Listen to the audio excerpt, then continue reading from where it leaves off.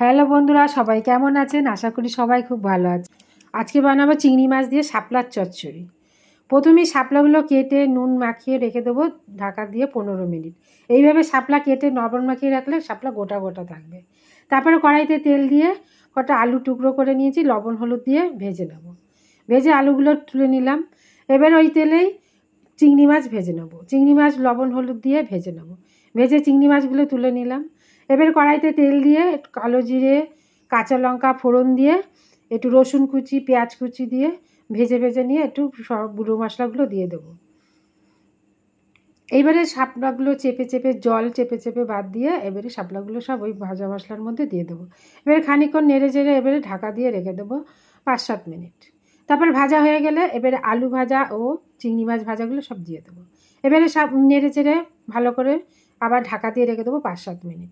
এইবারে মিক্সিতে 1 চামচ কালো সর্ষে, 1 চামচ সাদা সর্ষে, কাঁচা লঙ্কা, নুন, হলুদ ও ভাজা বাদাম দিয়ে একটা পেস্ট বানিয়ে নেবো। এই পেস্টটা দিয়ে দেবো শাপলার মধ্যে। এবার মিক্সিটা ধুয়ে একটু জল দিয়ে দেবো। এইভাবে 5-7 মিনিট কষিয়ে নেবো। তারপরে 1 চামচ চিনি দিয়ে ঢাকা দিয়ে দেবো। হয়ে গেল শাপলার চচ্চড়ি।